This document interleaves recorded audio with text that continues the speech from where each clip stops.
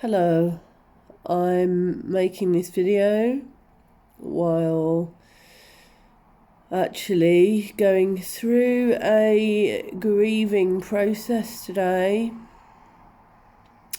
I have been singing my grief, something that I didn't realise Spirit taught me to do last year in 3 days, which had 3 storms in 3 days, and Native American spirits came and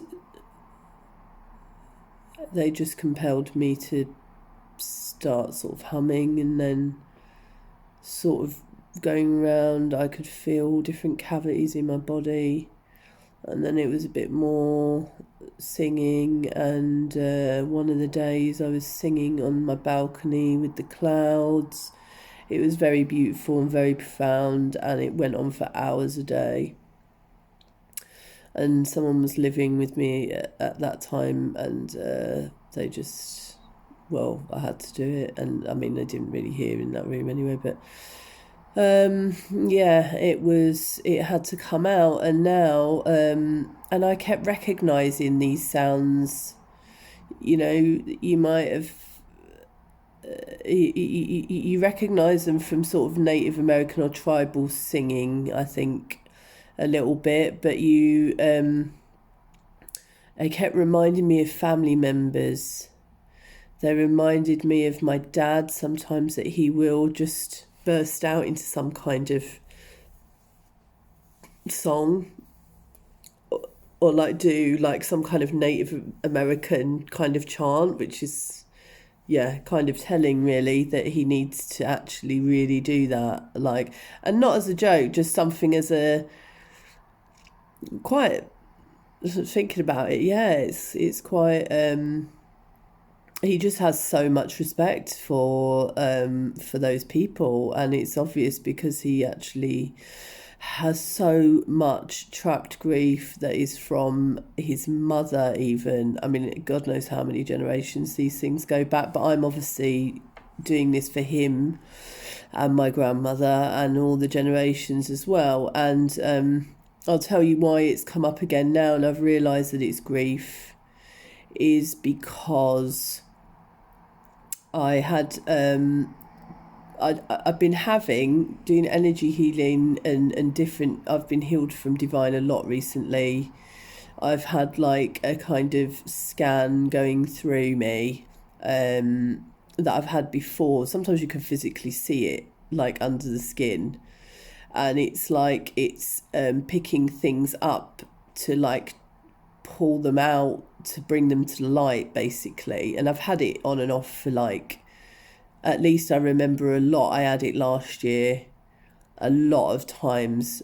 I think I've had it on and off since childhood when I think about it, and I think a lot of chronic fatigue symptoms were to do with that, or not understanding that there was some of that going on. I mean, that was just a healing. I didn't realise how much healing obviously I needed, and chronic fatigue has been part of that, and I still have fatigue now from trauma, which is being dealt with. Basically, I wanted to share this because so that I'll complete that bit of the story. So Spirit was doing this scanning, and I ended up healing some. I mean, most trauma is shame and fear are the two main sort of energies that are involved in trauma programming, to keep us oppressed, you see. It stops us. It's where the blocks are. So the more we get comfortable with actually feeling those feelings, the quicker they can just come up, surface, and go away, like doing some kind of existential fart, basically, is the gist. So that's what the aim is, and we need to understand that we need to let them come all the way up to the surface, because when we push them down, or when we feel guilt and shame around shame and guilt, that's when they eat us up, and they cause all of our problems. A lot of our problems, a lot of health problems, anxiety, depression, bad relationships, arguments. It's pretty much every problem that we've got as a species. So it's kind of good to know how to deal with those problems. And the other thing that comes up is grief. Is another thing that sort of labelling things, depression and things, is not that that's not real, and not that people can be locked into that for a very long time, and I had what you would call that, and that comes on and off. But I know now that a lot of what depression is really grief, and really grief that we don't know how to process, or we feel guilty about, and we feel ashamed of, and we feel like we've got to hide it, and then we feel bad because we don't feel happy, because society says we have to feel happy all the time. Our families have told us, my family certainly did. I got verbally attacked from I thought about this recently, my dad and my nan all at once, for not smiling enough in a school picture. I mean, that just shows the level of misery actually that was in the house, that I was supposed to be the PR person to hide, and I wasn't hiding it well enough apparently, and I thought I actually was, that was the most proud I was at the school picture of how I looked, and I got attacked for it. That definitely, because that keeps surfacing, that memory, it's definitely had an effect. So I've been working through that, and it was general self-image. You just get shouted at if you didn't look a certain way or do a certain thing right. Anything was wrong, because sadly my nan and my dad are pretty much the same, because my dad's mum never really said a kind word to him, sadly, and I only realised that the other day, really. So it's no wonder he couldn't be nice to me, because that's all he ever knew, and his dad wasn't very nice to him either. So, but anyway, a lot of that not being very nice to people is because there is trapped grief. So what I found with that scanning, I've gone around the houses, I'll come back to it, was the feeling that I was having things unblocked. As I meditated, I saw there was a shame that I didn't know about. It will be a general shame that we're programmed into. Sex outside of marriage. Absolutely not conscious of that one, but it was in there. It's been programmed, whether it's my father doing weird programming, which he has. He'll say stupid things like that, even though he's not even religious or whatever, and is a very sexual person, really. Because he was terrified of me and my sexuality, and tried to absolutely 100% suppress it whenever he had an opportunity. So obviously there's some stuff there. So here, and when I went to myofascial release yesterday with Ray Hack, which is myofascial reset, he calls it, because it is not just a release, it's resetting the body as to how it's supposed to be, as we're born with, the body that we were born with, basically, that hasn't been pulverized through trauma, which mine had, and most of us have, with any stress related anything. And it's not just this life as well, it is past life stuff that comes out. So it's not just how you're born, it's all in there. It's all in there. Everyone knows, well, not everyone, but there's that book, The Body Keeps the Score, which I've not read, but it's all in there, because I know, because I do all this work on myself and I find where it is. Like, I found that wound was there. And then when I was in the taxi on the way to see Ray yesterday, I had that feeling in there again, and it keeps coming up, this feeling. And as he was doing the release or the reset yesterday, he said, oh, we're going to work. I said, look, I've had this feeling. And he said, well, we're going to work on that today. We're going to work on your solar plexus, which obviously isn't there, but obviously because it's all connected and he knows how. And he said, right, and it really fucking hurt what he did. And he said, do you know what that is? Because he knows I know a bit. I was watching a video about the lungs, like anatomy videos last night, because I wanted to know what it was. So I sort of figured out a bit about it in anatomy and medical sort of terms. And he said, do you know it's lung 1? And I said, no, but that's in Chinese medicine, it's lung 1. So in Chinese medicine, it is I looked it up today because he said that's about letting go. Grief. And I told him the other day, I said I've got something to do with grief that I know is probably in there, because I don't feel like I've grieved for some things recently, and I know that it's got to be in there, and it's to do with fatigue as well. And so I've wanted to get it out for ages.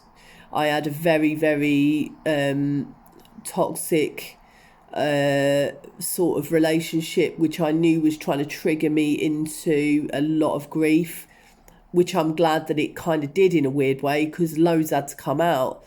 And what I'll say as well is the sound that the singing makes is the sound that my nan was making when she was dying.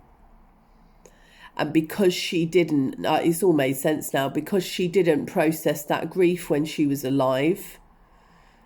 I mean, I don't know how she got to 78, really, with the amount that was in there. It's kind of miraculous how people survive with so much stuff.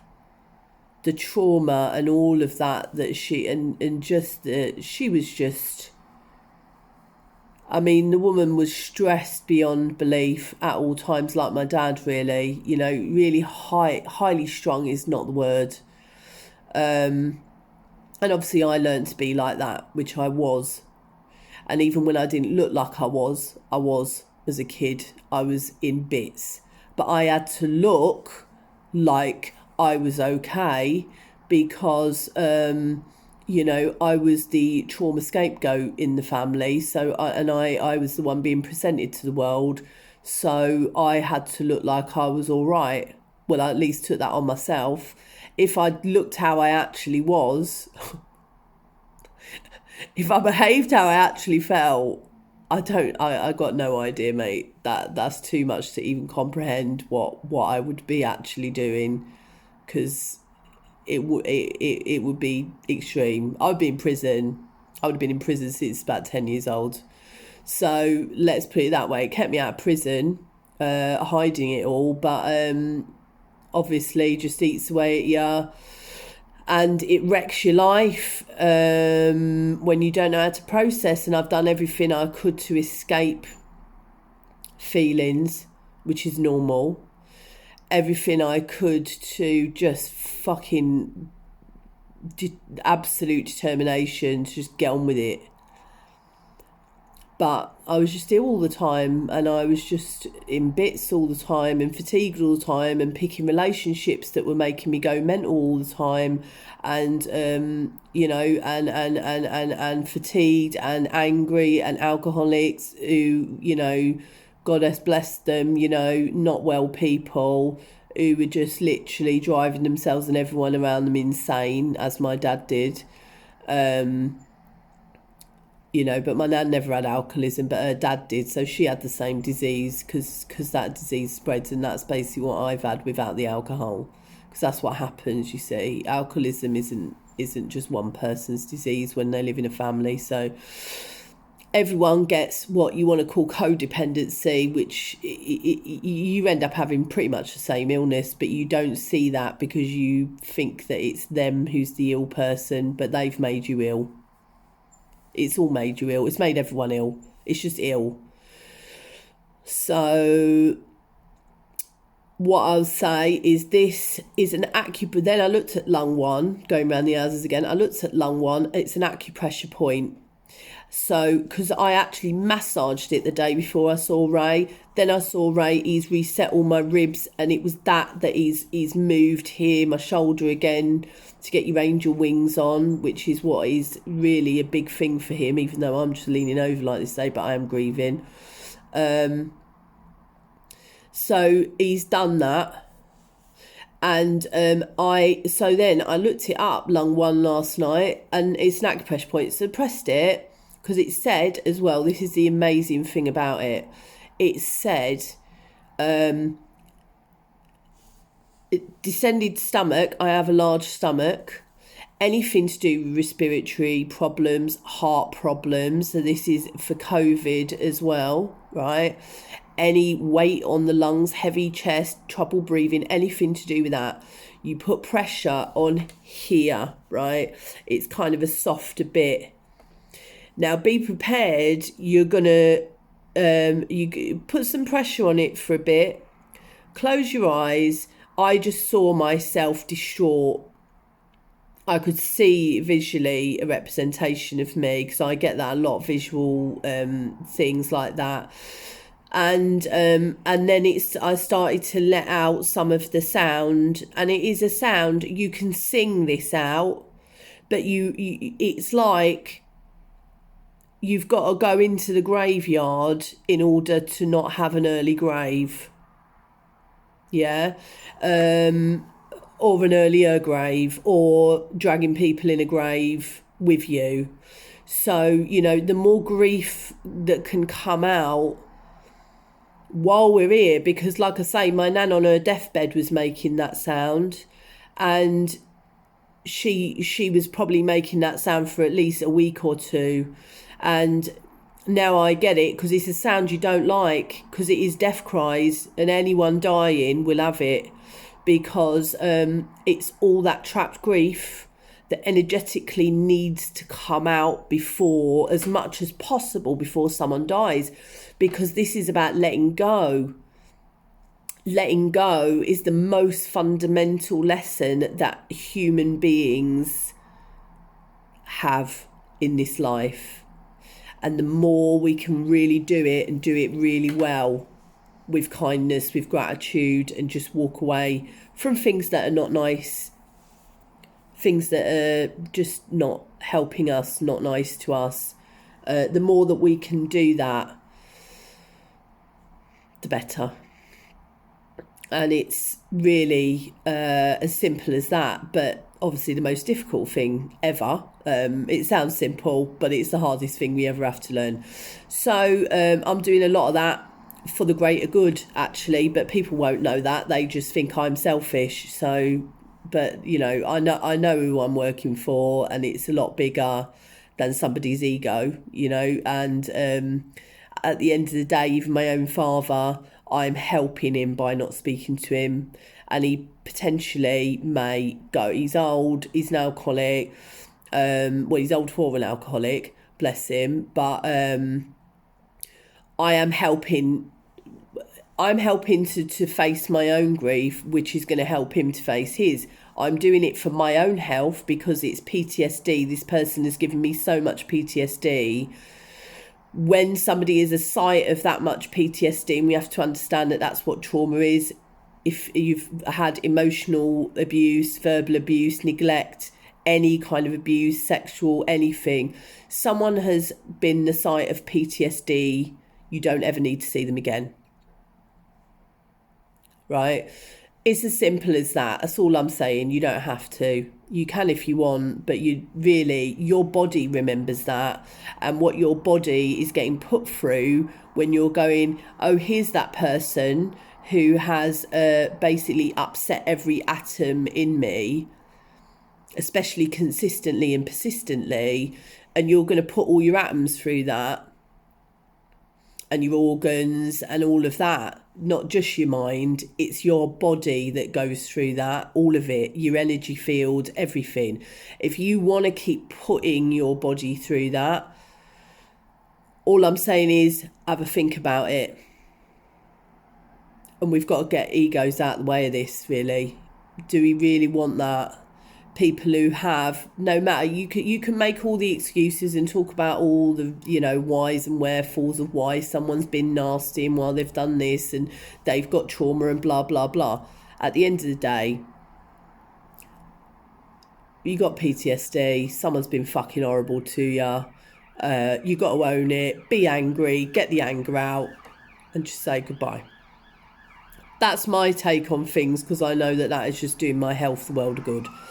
So rather than just keep making excuses and like, oh well, everyone else likes them, it must be all right. No, it's not about other people's relationship with people. It's about your relationship with people, my relationship with people. It's not about that. So if you want to do that, be prepared. You are gonna. It's gonna give you some time to grieve, which again, you could just have that song, If There's Tears, beautiful. The beautiful thing about it is it's resonated. I can feel it, and it travels. It's travelled here. It's gone all round. It's gone to that side of my lungs. It's gone all the way into my feet. And it's an odd sensation when you start resonating with it. I'm gonna do the sound for you so you can hear what it sounds like, right? So that's it. I'm gonna put a little bit of pressure on it. Just that soft bit, and it almost feels like amazing sometimes, like when you feel it, it's like wow. It's almost like a sort of some sort of orgasm in a way, you know, like these things are, you know, it's to do with the death, it's to do with the release, it's letting go. And because divine doesn't get to experience death, I'm just going to say this as well, is very important. Divine doesn't get a chance to experience death because it's infinite. So what divine does is visits it here. But obviously the paradox of that is we want to fucking survive. So yeah, but it's interesting. But you know, the experience of us safely visiting those feelings, and it actually is it's a cleanse. It's like, and it can be a bit smelly actually, because I've activated it, haven't I? I can feel it. Even though I'm not singing or doing anything, I can feel it in my fingers. It's like wet, wet, wet. I've activated it again. So because it needs to visit, divine needs to visit death, which is why people get very obsessed with death. People love serial killing documentaries and murder this and horror film that and blah, blah, blah. Because safely, it's something that needs to be felt. Grief is our way of really connecting with that. And it will free us from so much. So much. So much. So I'm very grateful for this. I'm feeling, because I've activated it, it's literally activation. And because I've been doing it so much, it's really activated it quickly. So I'm going to make the sound.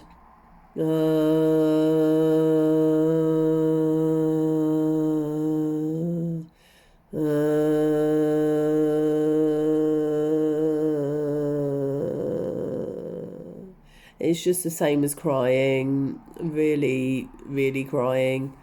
I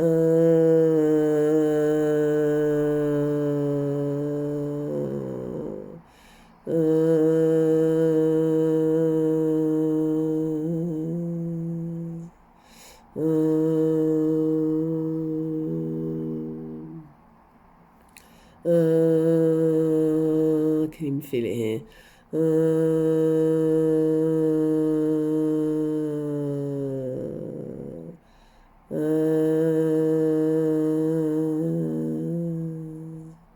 For me, I haven't had tears with this, but it puts you there. I've seen Shiva doing circles in a graveyard.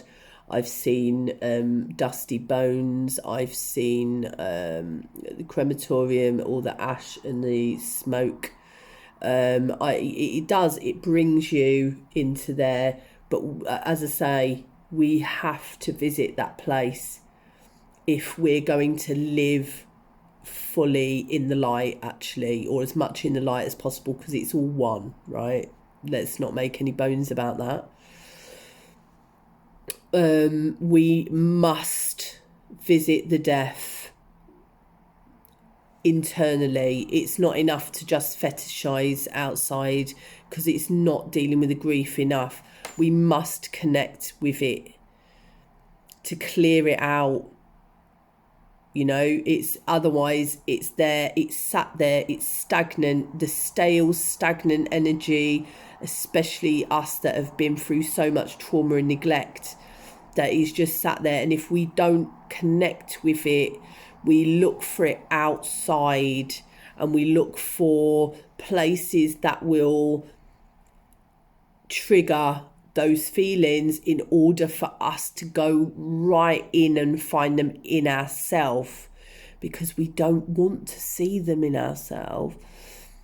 They're too difficult usually. But I'm telling you, I'm assuring you, this is what the shamans do in all kinds of shamanic cultures, grief ceremonies, in order to open the heart, to free us from so much bondage, to head towards abundance. Okay, I'm going to leave it there because I've said, I think, everything I was going to say.